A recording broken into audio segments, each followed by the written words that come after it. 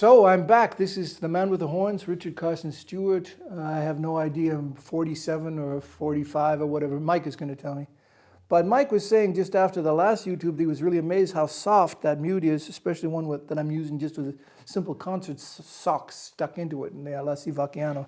That was this. Well, necessity is the mother of invention. And you can see this has been around a lot of corners. This mute is almost done its job. I've taped the corks a few times, and it's pretty beat up, but it still works like a doorstop, and it's a mute. But because I was playing the Nocturne from Tomasi Concerto, I thought I would continue with a little bit of that and give you an idea how one can use different mutes for different parts of a piece. If I go on with at number 10 with this special Humes and Berg stone-lined cup wah-wah mute, which I thought has a certain very special sound.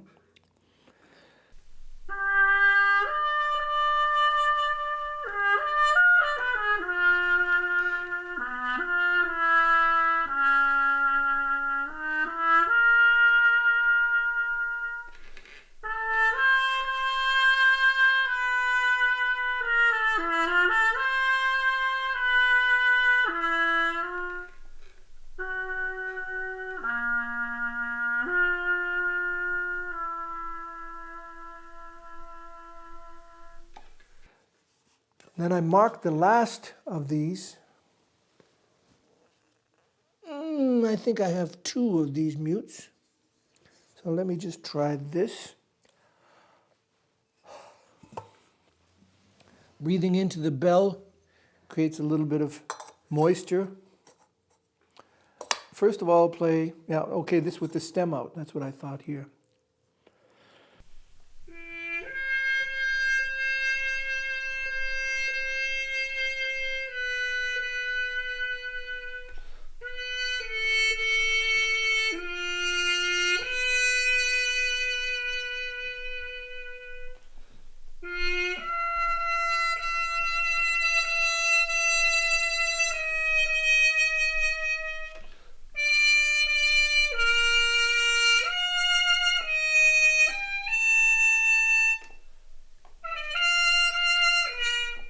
Sorry.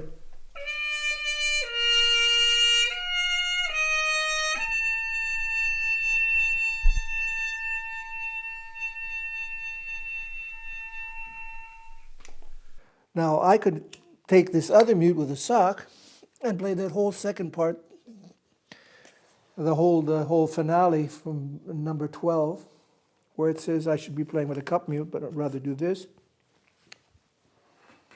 Because it's supposed to fade out into triple pianissimo.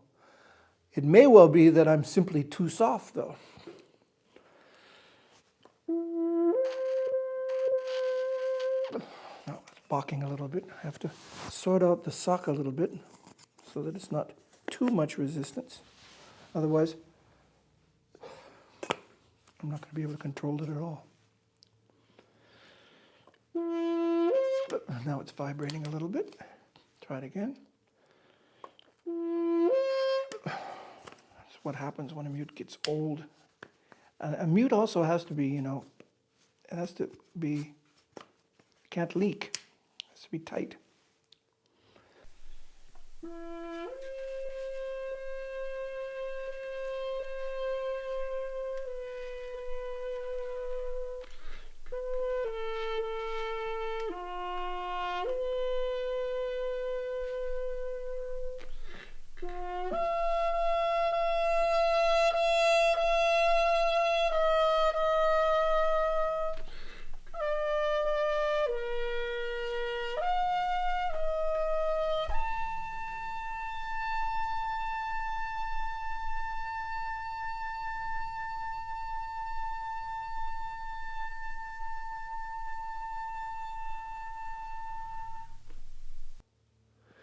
Now what happens often when you play a high note and have to hold it out, the lips get tired and the note starts to ascend, get sharper.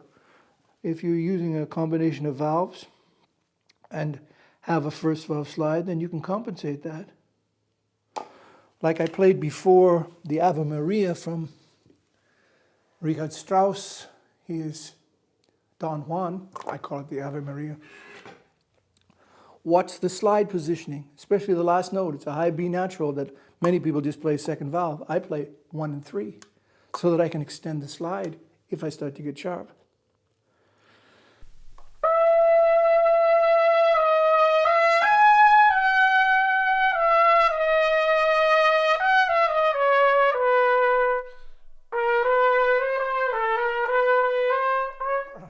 Sorry, the resonance of the piano threw me off so much. You can hear. I've got the pedal down on the piano, so I get a little bit of, and I'm hearing this resonating the instrument very well. Again, moving the slides for all those different notes. Once again, I have it from memory. I was just a little bit shocked here.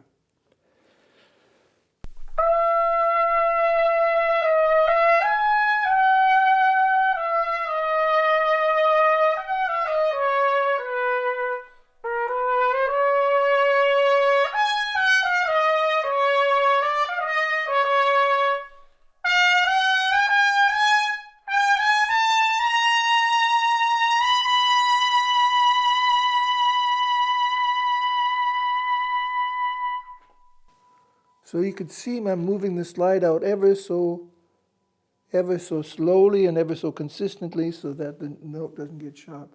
Believe me, that has quite an effect. There are people walking by in the street here listening and going, wow, listen to that trumpet. Believe me. And so it's about, not me, but the trumpet.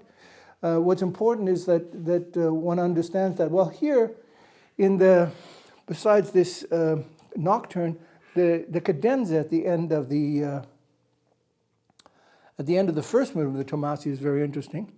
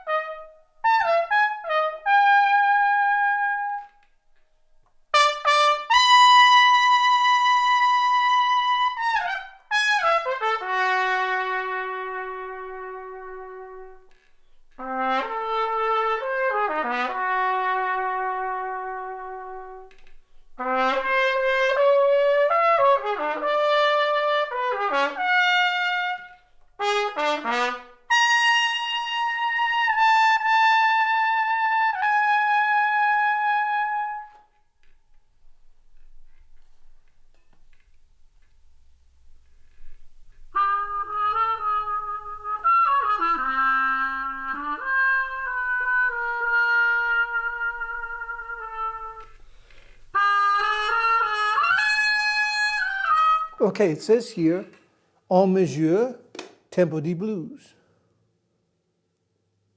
Yeah? A measured beat in the tempo of the blues. 60. Now, not too free.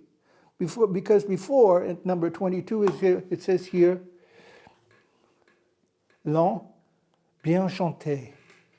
Very gesanglich, in a very singing style. I might have played a little bit too loud there, but it's because we played loud here before, and if I want to make sure the notes come out. I even thought maybe to change to the harmon mute here. So, once again.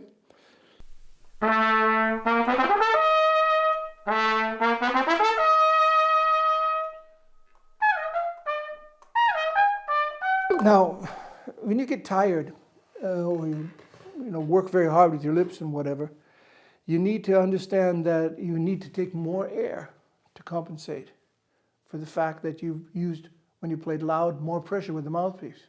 So you compensate by taking more air. It's usually a case of maintaining an equilibrium, the pressure from inside and pressure from outside to maintain the vibration of the lips.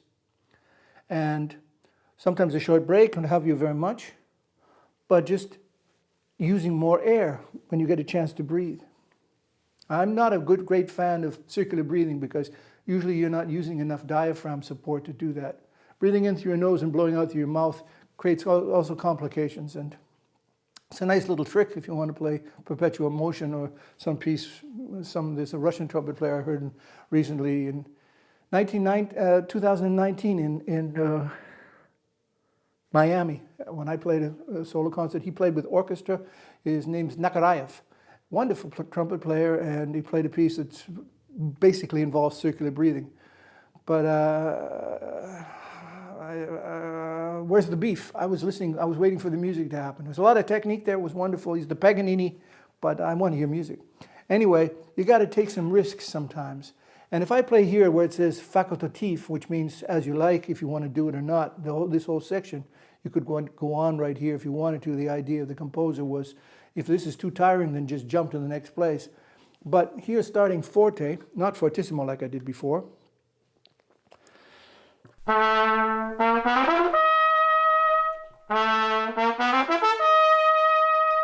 Pianissimo.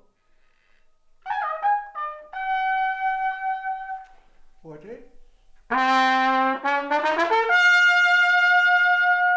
Piano. Fortissimo.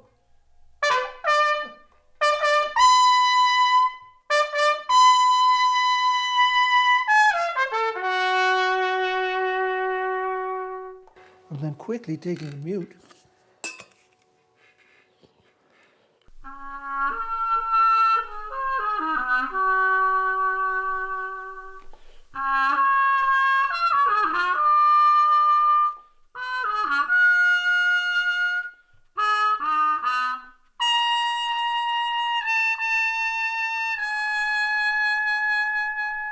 Again, if you're not moving the slides, using your ears and intonating, you can't play. This is the interval of almost 2 octaves, but it's an octave minus a half tone from B major, so B natural in the low register to high B flat in the high register.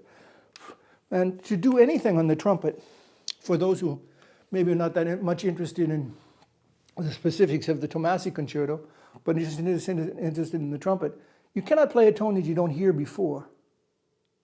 Because remember, those are all the notes I can play without any vowels. Or,